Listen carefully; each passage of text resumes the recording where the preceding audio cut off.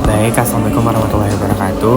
Perkenalkan, nama saya Muhammad Rahmat dengan NIM 50700123108. Dan di sini saya akan sedikit menjelaskan terkait teori situational crisis communication. Nah, teori ini adalah teori komunikasi krisis yang dikembangkan oleh Timothy Combs yang menekankan bahwa pentingnya menyesuaikan sebuah respon krisis organisasi dengan tingkat tanggung jawab yang dipersepsikan publik secara ancaman terhadap reputasi organisasi.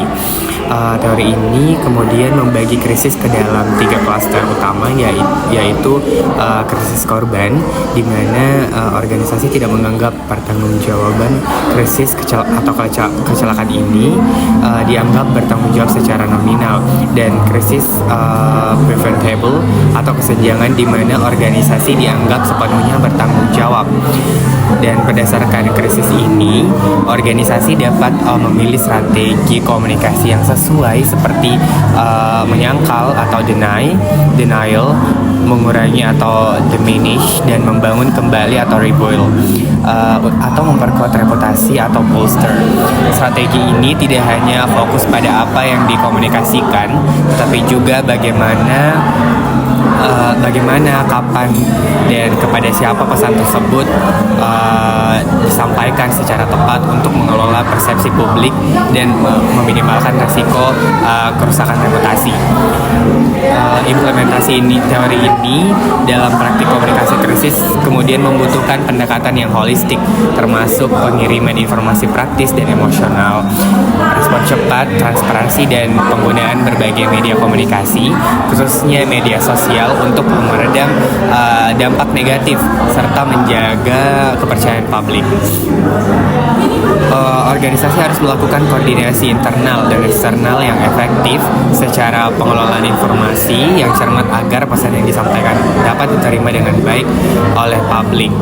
Dan sebagai contoh kasus dari teori ini, yaitu krisis yang dialami oleh PT Pertamina terkait tuduhan kualitas bahan bakar Pertamax yang menimbulkan perdebatan yang sangat viral di media sosial yang menunjukkan penerapan teori ini dalam praktiknya. Pada awalnya, Pertamina menggunakan strategi denial dengan menyangkal tuduhan tersebut. Namun, ketika krisis semakin meluas dan berpotensi merusak reputasi, mereka beralih menggunakan strategi rebuild dengan bekerja sama dengan lembaga independen, yaitu Institut Teknologi Bandung, untuk melakukan pengujian kualitas bahan bakar secara transparan. Langkah tersebut bertujuan untuk membangun kembali kredibilitas dan menjaga kepercayaan publik melalui bukti yang valid.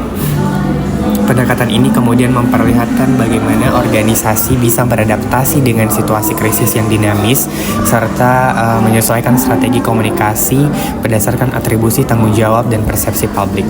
Dengan demikian, dapat saya simpulkan bahwasanya teori situational communication crisis theory ini memberikan panduan yang sistematis dan relevan bagi organisasi dalam memilih dan mengimplementasikan strategi komunikasi krisis secara efektif, sehingga dapat mengelola reputasi dan hubungan dengan publik secara optimal dalam berbagai situasi krisis yang kompleks.